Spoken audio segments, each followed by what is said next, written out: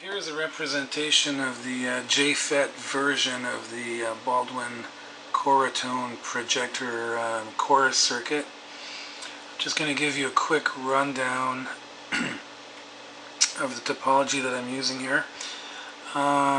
Very quickly, we've got 4 oscillator circuits, and in this version I'm going to be using tightly matched jFET transistors and trimmers on the source circuits to get the waveform that I want. The circuit is powered by 24 volts. I've got a 7824 regulator here. I convert that to about 10 volts and I run that through a max 1044 to get, I'm getting about 11 volts, and from that I'm getting about negative 10.6, and it's feeding these 3 op-amp ICs. Here I've got an OPA 2134, an OPA 2134, and an OPA 134. And this is the Lattice circuit right here. This is my A and B outputs, and together the outputs are summed together to produce a C output here. And those lines go up and down here, and I feed them to my oscillator circuits through capacitors. Those are not in right now. All I'm doing, what I've first done is determine that my DC voltages are good. And what I'm doing now is bumping a sine wave here and probing the signals at the output of these 3 op-amps here. So just to start off with, I'm going to show that I'm getting minus 11.2 volts on the pin 4 of my dual op-amp here, and 11.77 on the positive pin of the dual op-amp, and the negative voltage is coming to us via this max 1044 chip here.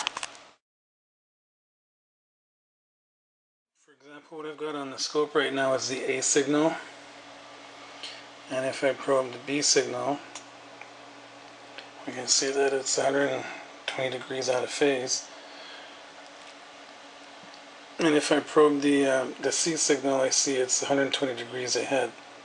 And I've adjusted the trimmer here so that the amplitude of the C signal is roughly the same as the A and B signal. So again, that's the A signal, this is the B signal, and that's the C signal at 1 kilohertz. If we sweep the frequency all the way down to 500 hertz, so now I'm going up to 2K, 3K, 4K, 5K, the phase relationship stays the same. It's 120 degrees separation, which is in theory what the Lattice circuit is supposed to do.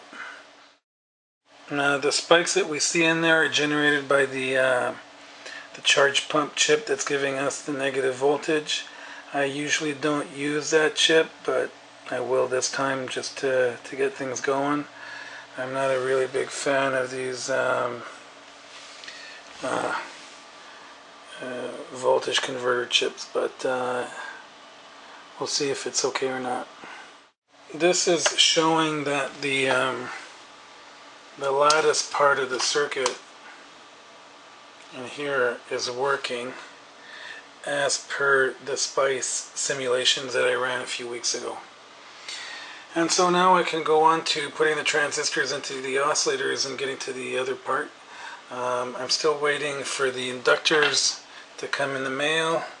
They will fit in here, and if you look, these inductors are all shown here on this side. So I'm just waiting for those to come in.